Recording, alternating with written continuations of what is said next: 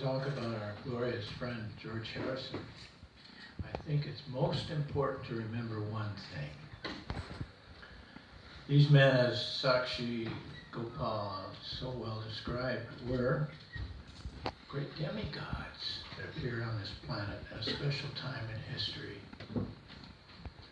And to assign glory and influence to these men is good, but only in the context that the greatest glory and the greatest message that they actually changed them and that they accepted was from Krishna himself through his glorious devotee Srila Prabhupada. The message of Krishna was passed down intact to him and then through us, tiny instruments, to George and his friends.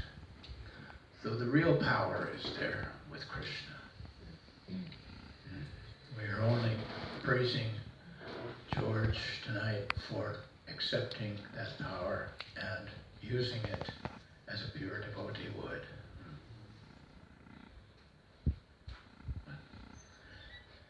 So, that's it. If you don't give love, you can't get love. This is one of our principles. Transcendental via media.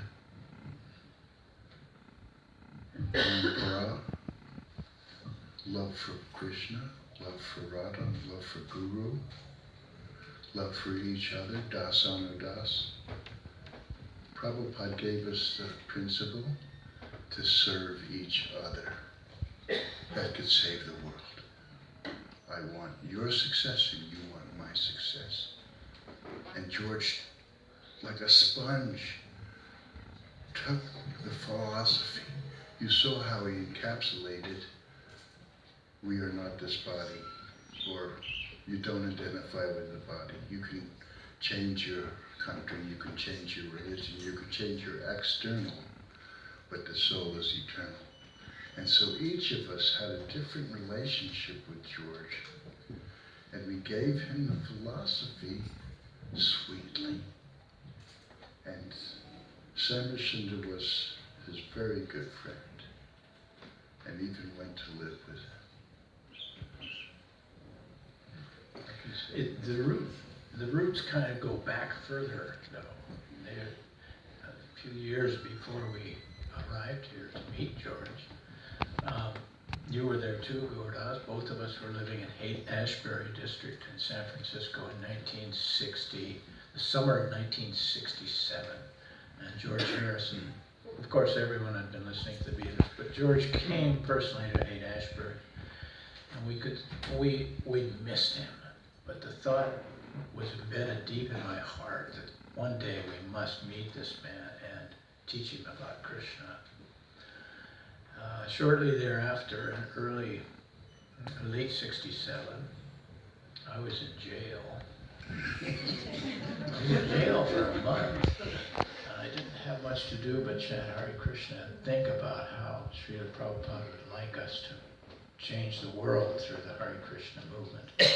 And the idea was formed in my head that we must go and meet the Beatles. So this is where kind of the seed got planted. Yes, when Prabhupada asked us to go to London, the three couples and Saraswati the baby, that was because Bob Dylan and the Beatles were ahead of the time and influencing everybody. We thought we should meet the Beatles, and who would do that unless they really believed in what they were doing? Now, George is known, he said, as the serious one, but he had a wonderful sense of humor. So Shyamsundar mentioned when he came to the Haight-Ashbury, because he thought, well, this is the height of hippiedom, and it's free love and free everything. And then Haight Street was full of homeless people and people begging. And George actually imitated his walk to me with the heart-shaped glasses laughing all the time because he said, as I went down the street, people were saying, "Hey George, let me give you this guitar." And "Hey George, let me give you this peyote." And "Hey George, let me give you this LSD." And "Hey George, can you take my wife?" And it went on. It got worse. "Take my pad, George." And then because he was so intelligent, he said, "Why do people always want to give gifts to rich people? Why not to the poor?"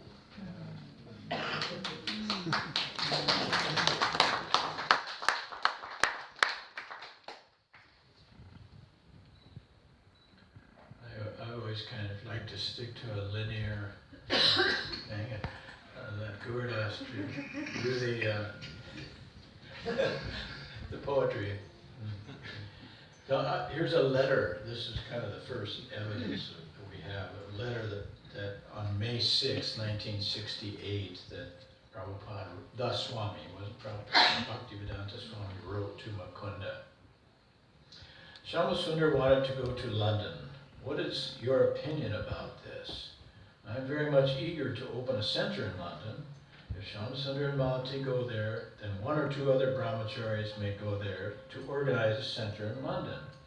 And as soon as it is in makeup, then I may also go there for some time to deal with the Beatles, who are so much anxious to understand about spiritual knowledge. This is kind of the first hint. Prabhupada reaching out. As Sakshi mentioned earlier, that they had already been hearing about Prabhupada, the Swami. Bhaktivedanta Swami's message was slowly permeating towards them.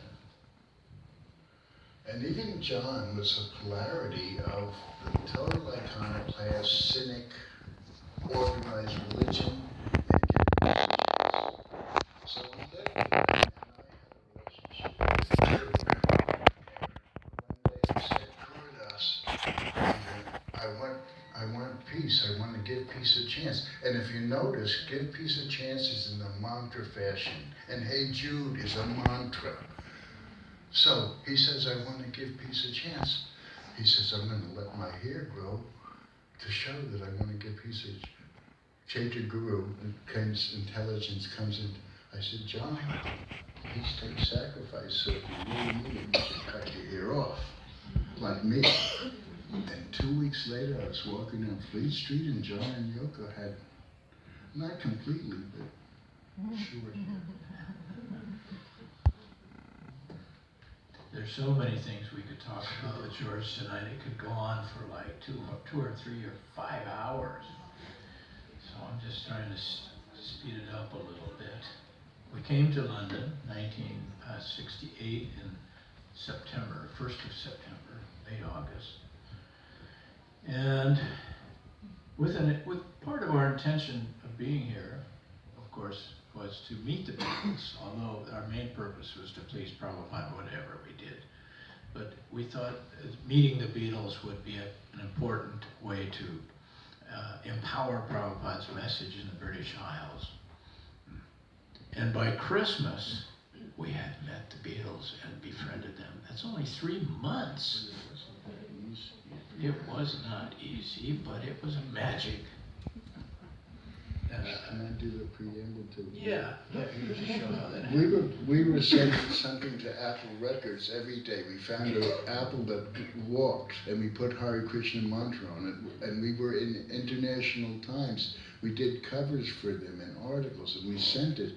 And Peter Asher, the artist and repertoire, his sister was Jane Asher, famous. He threw everything into the rubbish bin.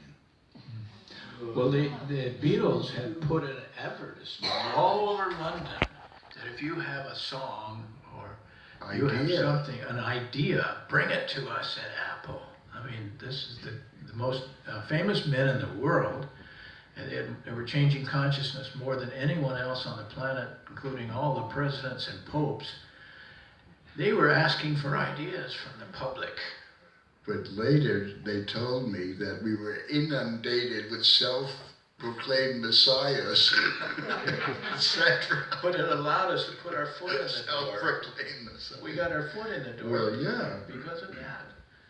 that's true. Prabhupada was used an example on a crowded train in India. You come into the cabin and you just ask one man if you can put your foot up on the bench, just rest your foot, and gradually pretty soon you're sitting down, and then ultimately you're laying down. That's what Prabhupada's method. That's what he did to our hearts and souls. What Gurudasa is describing is sort of the way we did it. That we just little by little, show business is still alive and well in this country, but it started with this kind of activity. We shaved our heads. We wore dhotis, bright yellow dhotis, everything we could to stand out and show these people we were special. We changed our lives to do that. We became a band. We practiced together every day, knowing somehow or other that we would become a friend of the Beatles. By the time we met them, we had our act together. So how did you meet the Beatles? How do you meet the Beatles? How did you meet them? Well, by great good fortune. Our friends from San Francisco came to visit the Beatles. George had invited them that day that he was at Haight-Ashbury. If you're ever in England, come and see us. Well, they took him up on it. About 15 Ken Kesey, the two managers of the Grateful Dead, who are my friends. Peter Coyote. Yeah, Peter Coyote was there. And two heads of the Hells Angels, the San Francisco chapter of Hells Angels, Tumbleweed and Gentle Pete, something like that. And their motorcycles, they paid out $500. Yeah, and the Rock, you remember that? We had a little telephone there at Betterton Street, and Rock Scully, the manager of the Grateful Dead, called me from London Airport and said, we just came into town, we don't have a place to stay, can you put us up? How many of them are you? I said, there are 12 of us, and 2 motorcycles. But so all we had was my little truck. And I took it out to Heathrow, and everybody got in back. 12 guys. They didn't bring the motorcycles. 12 guys got it with all their luggage. We took them to Betterton Street. And even Hells Angels get jet lag. You see, what happened is they just got off the plane. They had big, what they called engineer boots. One of them had a swastika etched into his cheek. They actually had weapons, the girls. The pocketbook opened and weapons fell out like the Panda's weapon. We fed them a Jamuna Malati Janaki feast.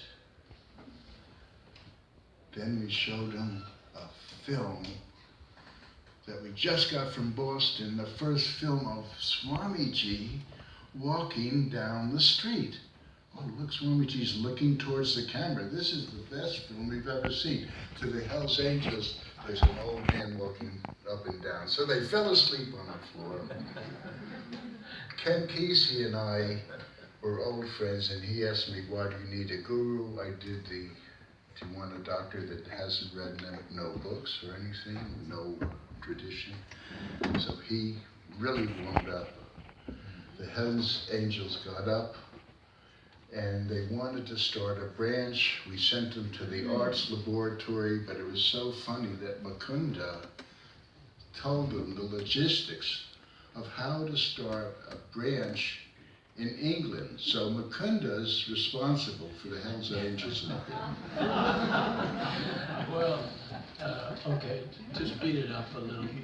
A few days later, they moved out. Rock Scully called me on the phone and said that he was going to attend a Christmas party at Apple Records. And so I asked him if I could come. Do you think I can hang out with you guys that day? Rock said, sure man, come on down. So the whole story's in my book, volume 1. But to make a long story short, a long afternoon in a big crowded hall on the upper floors of Apple. It was a Christmas party. There was trees in the corner, lots of food and drinks, and all the famous people in Britain were there. Maybe 100 people. And so I found a chair at the end of the room.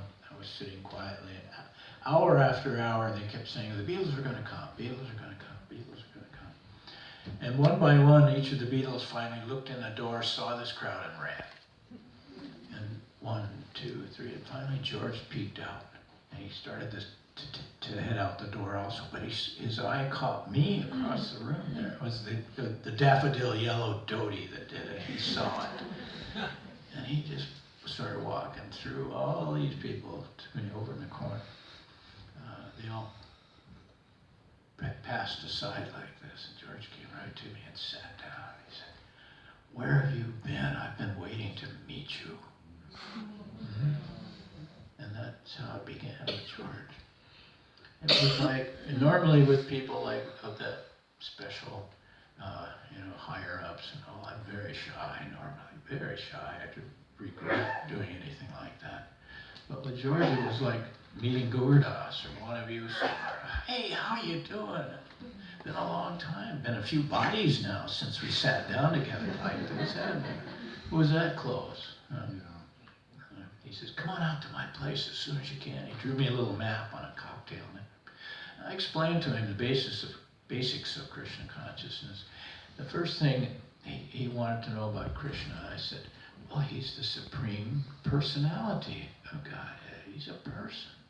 It's two. You are a soul and he's a soul. And he's the supreme soul. And he got it. He just went, yeah, that's right. That was it. He was looking for Krishna. That just, yeah. So then he came over to a place, it was on Betterton Street. The underground newspaper went down to Angel Street, so they let us live in a warehouse. No hot water, no water, cold water, but no hot water, no heat. George used to do a Monty Python thing. I was so poor, I lived on the floor. You got a floor? I was so poor, I lived in a box. You had a box? Shyamsundar made a box on the bottom floor from Malati, a refrigerator box. He put a little window in it, and she lived there with Saraswati, so you had a box. So George came over, and like Shyamsundar said, he just was like one, it's just like Prabhupada. It makes everybody feel comfortable, see the commonality.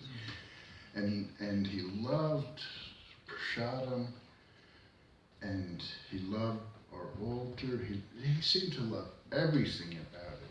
And then we walked 7 steps together to wash our hands, and Chanakya Pandit said, if you walk 7 steps side by side with somebody, you're mates for life. And then he said, this is so lovely. And then he invited us to his house. Yeah. When he met all of us together as a family, living so harmoniously in one place, not bothered by the sufferings that he could obviously see we were undergoing, always happy. He saw this, he watched us and met us and interacted with us over a period of months, and it only deepened his appreciation of Srila Prabhupada. He could hardly wait to meet the Swami if these were his students, if these were his disciples. We went to his house, we had great, unbelievable kirtans.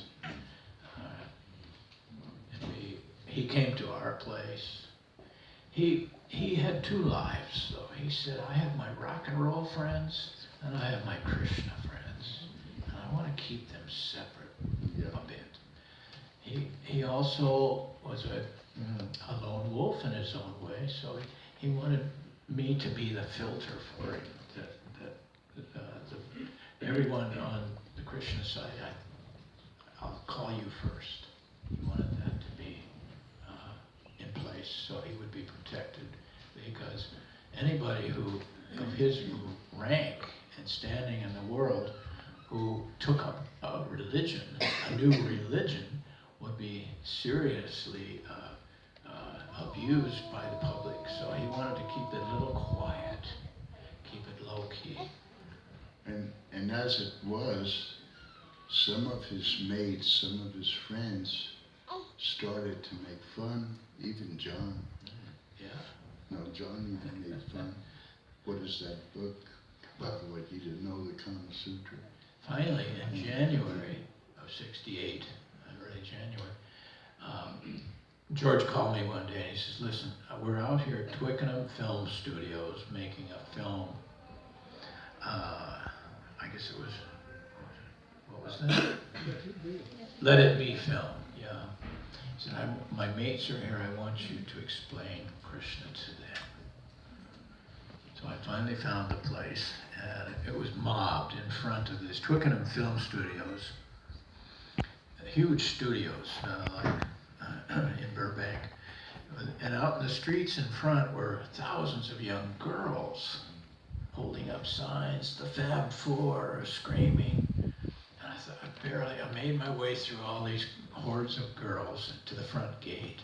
And it was a big closed gate with two bobbies standing in front. I thought, how am I gonna get in here? George didn't tell me anything. And just then a white Rolls Royce pulled up to the gate. So I ducked down and I duck walked alongside the car in through the gate past the bobbies. And they see me, and I looked up and Yoko was looking down at me out of the back window smiling. Then I stood up. The car went on and I stood up and I thought, oh God, they're gonna see me now and they're gonna throw me out. But as I looked up, all these people were walking by dressed like Roman warriors, and the guy with Dracula, what was his name? The Dracula guy, White Cush, huh? No, it was an Englishman. Christopher Lee walked by, and he had on a black tuxedo with a white shirt with blood marks on it. So I don't look any unusual in this place. So I just walked around till I heard music coming out of a studio. I went in there, sat down. I mean, if you've seen that Let It, or I Mean Mine video, you'll see shots of me in the background, just sit like a fly on the wall watching this. So when they finally had a break and they took me to this room, the lunch room. It was a lunch break. And in each corner one of the Beatles sat. And George said, they put me kind of in the middle. And George says, or John asks, he says, okay then, tell us what it's all about. That was it. And somehow Krishna gave me the words. I didn't prepare. I wasn't very good at public speaking to start with. I didn't even know the philosophy very well. I couldn't quote Sanskrit or anything like that. Somehow or other, Krishna gave me the tongue that day. And they kept yelling, back on set, hurry up, lunch is over. It went on about another 2 hours. They wanted to know everything about Krishna. Is that amazing or not? Yeah. So then our single became the fastest selling single of all of our records when we did it. And George was a great producer. Sir Paul was the engineer. And he started to say to me things like, as he said, I don't want to do nonsense songs anymore. And when he did for me is like Beba Balula, She's My Baby, that I could do that, but I want to do meaningful songs. Now he had a triple album worth, because Paul and John were such good writers, but they wouldn't let his songs on. And then when he did Here Comes the Sun and a few songs like that, then they had to grudgingly say, oh, George is a good writer too. But it was Phil Spector who said, George, each song is better than the other, you gotta come out. And George didn't want to come out with My Sweet Lord, because it would out him as a spiritual person, and already a lot of his mates were not wanting him to be, they wanted him to be the party animal, not the spiritual person. And so one time in the back of Actville Studios, I had a tape recorder all the time. I got an idea that all of this is, we should record it. I had a tape recorder, and George says, have you heard the song She's So Fine by the Chiffons, Langa Langa, and he played it on the guitar. And I said, yeah, I went to rock and roll shows. He says, they claim that this song is a stealing of this song, there's a court case. And he actually got chords from Billy Preston and the Hawkins Singers for the gospel influence. And it didn't sound like it. He was playing it, and he said, and they're trying to sue me for that, but here's a song, and then he played My Sweet Lord for me. And I said, wonderful. He said, what do you think? I said, wonderful. And you're going to put Hare Krishna in the chorus? I said, yeah, because it's Hallelujah. Then I had the tape, and in my naivety, I knew a secretary at Apple offices, so I said, oh, look, we just made a tape. And she takes the tape recorder and the tape and disappears. Okay, Hare Krishna, I'm devotee. She comes back, oh, we lost the tape. They probably destroyed it because of the court case. Anyway, he played My Sweet Lord. Yeah. Well, in the summer of 1969, things really heated up. As Gurudasa mentioned, we made the record. It became a top-selling hit, and the Beatles decided to break up. They were recording their last album. What was it, the White Album? Was that the last? Abbey Road album, yeah, the very last album, the summer of 1969. And one of the funny stories from that recording, we used to go down to some of their recording sessions at Abbey Road, just to talk with John and George mostly. We were in there one night. Do you remember that incident? Oh yeah.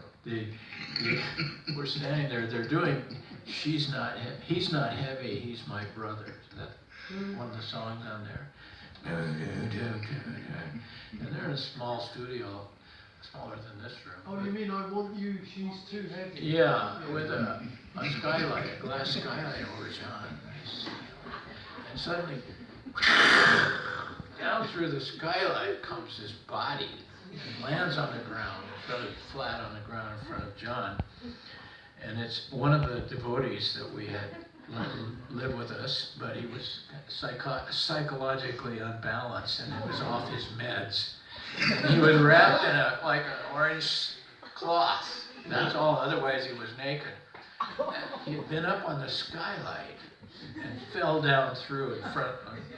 And John just stopped for like a second on his guitar. He says, "Must be one of yours, George." One of yours, eh? And he went on with the song.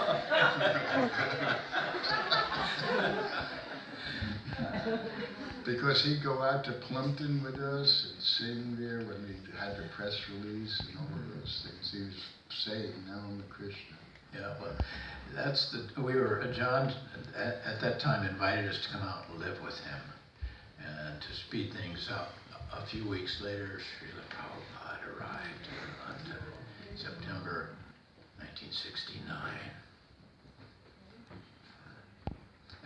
And the first meeting, the first couple of hours that Prabhupada was here, staying at John's, George came, he drove up in his Porsche, and John and Yoko came over from the main house, and they sat with her. They're finally meeting our spiritual master, and they were just blown away. You probably maybe have read that conversation we recorded in the day. That was their first meeting. It set a lot of precedents for the future, that little conversation. And most of all, George was absolutely convinced by it, that this was the guy he finally met through the Prabhupada. And not published in that booklet. I was there photographing too, and they went downstairs and Yoko said to John, "That's why you're so humble. We couldn't live like that because we were living in the servants' quarters. And their bed had everything, guitars and tellies and fridge and big. And so they were impressed with that. And when they met Prabhupada, Prabhupada even alluded to addiction. Somehow he knows what's in all of us. So many times he read my mind, but at the time, John and Yoko were what's called chipping heroin, not in the vein, but in the skin. And so they were pretty reclusive. And by using that analogy, it reached them. So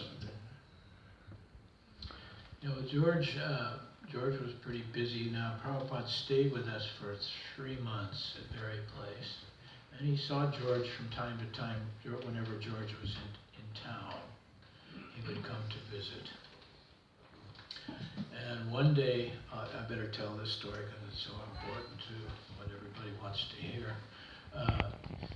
Prabhupada said, called me to his room and he said, so you're going out today to pick the marble for the deities, for the altar with George? And I said, yes, I'll be spending the day with him. And he said, well, he'd been showing me all these color prints and things that he had on his desk, these color paintings, and said, I've been trying to print this Krishna book. It's called Krishna, the story of Krishna's life. I've been trying to print this for years now, and we haven't been able to. I want you to ask George to print this book. The basis of our relationship with George is that we never asked him for anything. We always just gave. And so I said, but Prabhupada, I've never asked George for anything. I really don't want to do that. It really worries me that you would ask me that. And he laughed and says, don't worry, Krishna will help you. Now maybe you've all read the story. I went out with Dave Wynn, the sculptor, and George. We selected the marble, and afterwards we went to David's house in Wimbledon for dinner, a vegetarian dinner his wife made. And we sat. I knew that I had to ask George before the night was over, but I put it off all day, all into the night. We had dinner slowly as possible. I ate slowly. We had dessert. It was getting near midnight. I knew I had to ask him. And all during the day, this kind of late summer storm was coming in. Autumn storm, I guess it was. And so finally I screwed up my courage and I pulled out of my book bag these pictures and I started showing George. Finally I said, George, the Swamiji, not me, but the Swamiji asked me if you will print this book. This change came over George's face. He said, I started, these guys, I could just see the wheels turning. These guys are just like everybody else. They just want something from me. And suddenly, a bolt of lightning hit the house. The whole place shook, the lights went out. For about 30 seconds, it was dark in the room. I could hear George breathing across the table. Suddenly the lights came on. I looked over across at George and he had a huge smile on his face. He said, well, how much is it then? Didn't you say Krishna wants to be so theatrical? Might have said that too. But when I told Prabhupada about this late at night, I had to drive all the way back to London. His light was still on up there behind his curtains. I went in and told him about that George had did this. And Prabhupada was, okay, great. And as I left and to go to bed, he said, the last thing he said was, you see, I told you Krishna would help you. He said the same thing. He put me in charge of a temple building in Holy Vrindavan. And I actually said, Sam Rishindi knows how to build things. I don't. He said, Krishna will help you. He did. Well, speeding up, then Prabhupada left. And so we met George from time to time. Do you want to tell them the Paris? I'll set it up, the Paris story. One day George came by the temple and he came bounding up the stairs and into the office. And I was on the phone and I was kind of depressed and down. I set the phone down. He said, "What's up? Why are you so down?" I said, "Well, they just called from Paris and the devotees there are struggling so hard. They're trying to get a temple started there now for a year, and they have no money, and they're being thrown in jail, and there's nothing going on. I wish we could help them." And George said, "Well, I'm one of the Fab Four. Maybe I can help." And sure enough, within a day, he had made arrangements in Paris for hundreds of the press, the world press, to come for an interview with George Harrison at, what's the name of that? The Ritz Hotel. Maxime's restaurant in the Ritz Hotel, in the main part of Paris.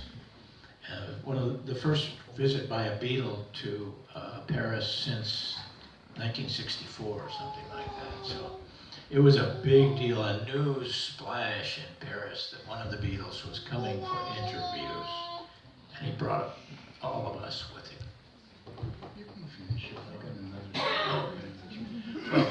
Well, nobody knew what was going to happen. We're sitting in this elegant restaurant with all the famous people of France. I mean, Madame Sukarno was sitting next to me with Madame Nu.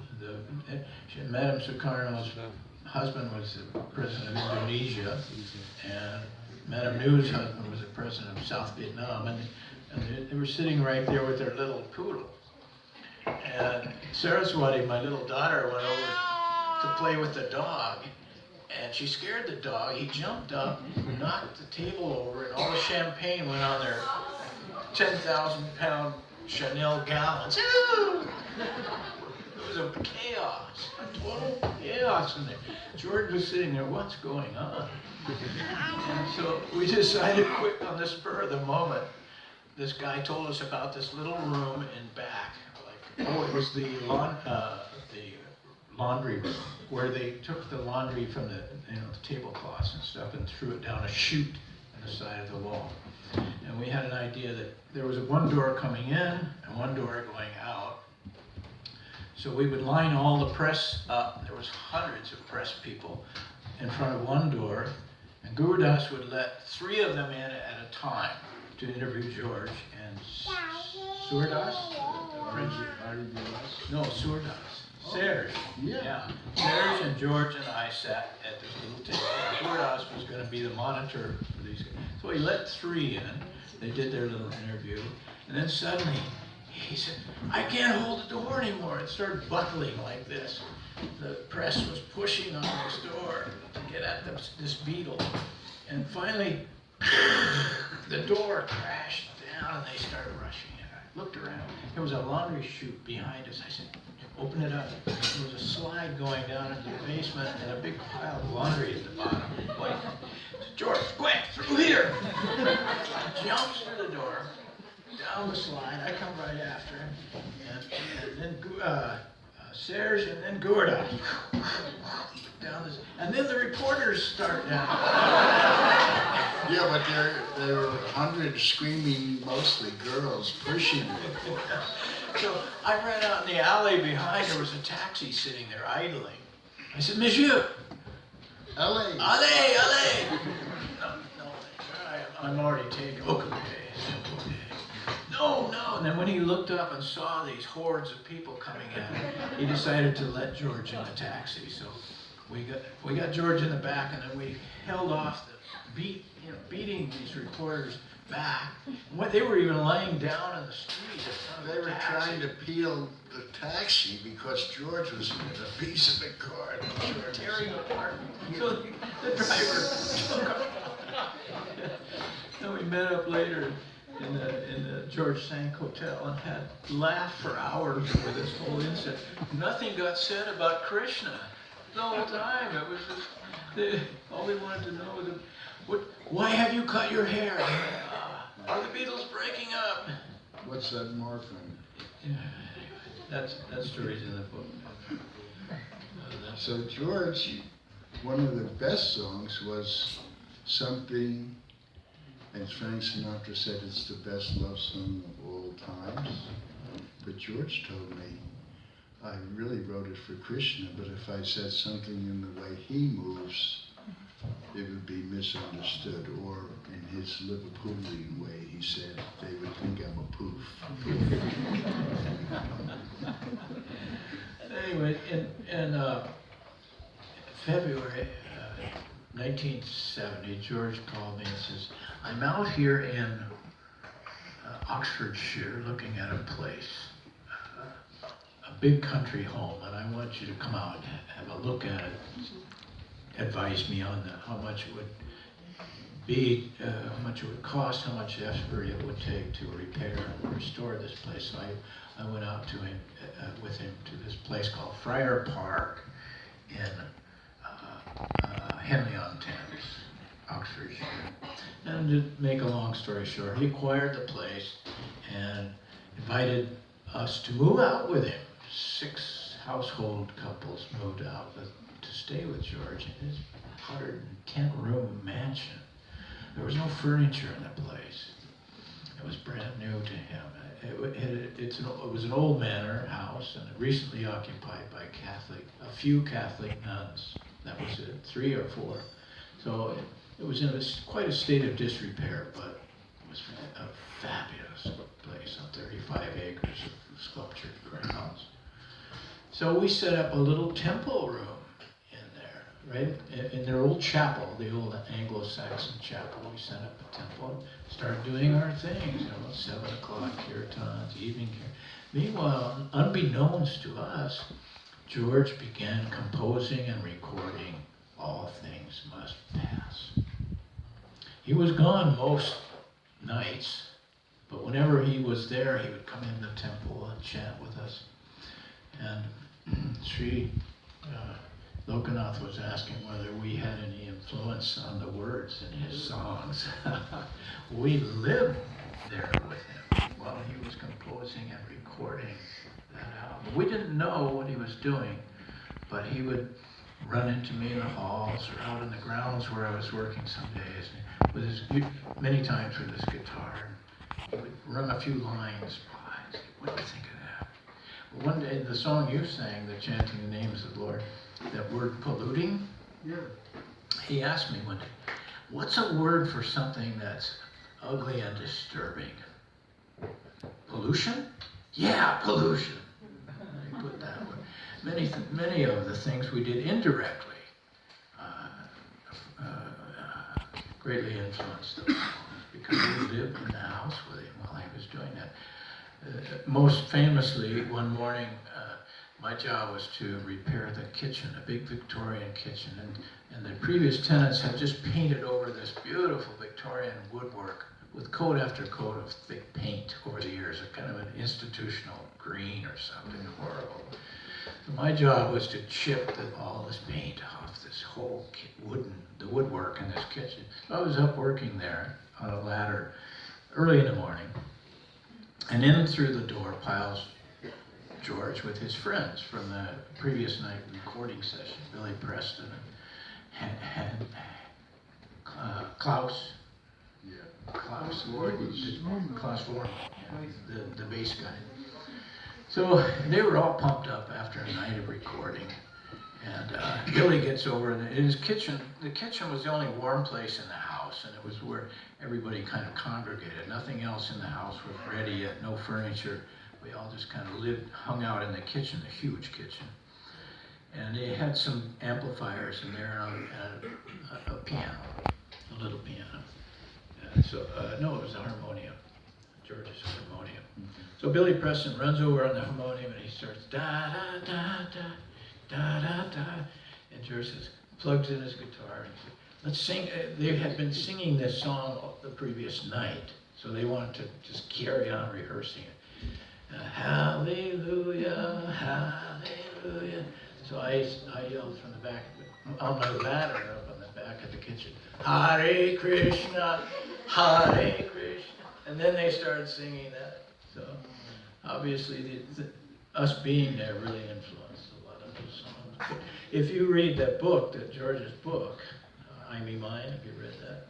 I haven't heard. Okay, every song George wrote, he's got a description of how he wrote that song in his autobiography, his book. And I don't know if that girl had seen that about the song she sang, but probably it's describing there what influenced him. And even Prabhupada gave him some verses from Narottama Das Thakur's songs to help him with some songs too. Yeah, in that autobiography, you'll read how each one of these songs was composed by him. If you're curious where the lyrics came from, he attributes them to Prabhupada on many songs. He says, Bhaktivedanta Swami Prabhupada was the main influence of this song. And you know Far East Man? It's not well known, but he wrote a song, Far East Man, and it's Bhakti. He says, I won't let you down, I won't let you drown, you're a Far East Man. Well, another thing that happened that summer that's interesting, seeing this forward to George's book, Prabhupada's Krishna book back here. Ha! That's a story in itself, all this going here.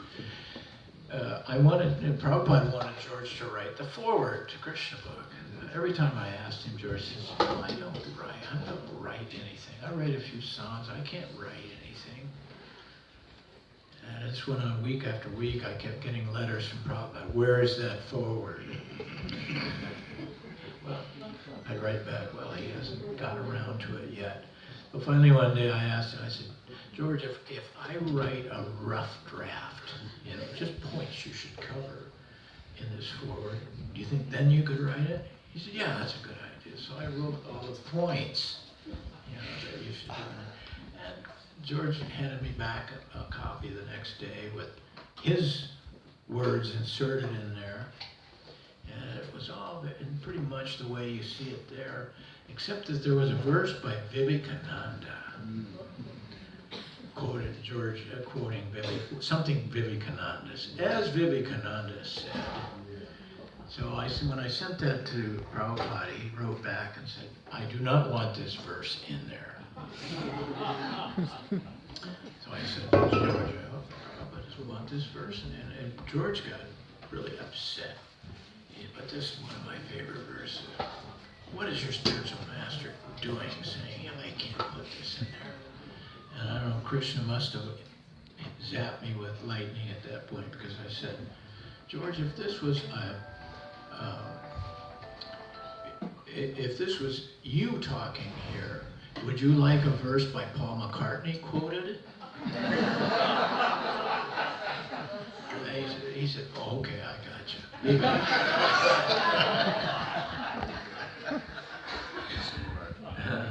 Anyway, we're probably over time. He has a question. I must have just missed you guys, because I was at college at Birch's Green, just down the road, the Royal College of Agriculture, and I'd come across the George House and Ravi Shankar Family and Friends album, which was out in Oxford. I got it in the store in Oxford, and I listened to this Krishna, Where Are You song. Yeah, right. And I got in my little Morris Minor car with all the plants growing out of the windows, old car, drove right up to George's house and knocked on the door. The gates were open. At Friar Park? Yeah. Wow. And a guy, before anyone came out, a big car came around, a Range Rover, guy jumped out and said, what do you want? I said, come to see George. And he said, oh, he's in America moving house with someone. Come down after Christmas.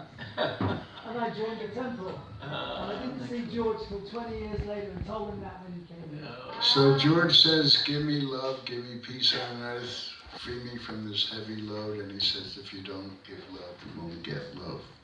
So love everyone, each other. All glories to George Harrison. All glories to our spiritual master.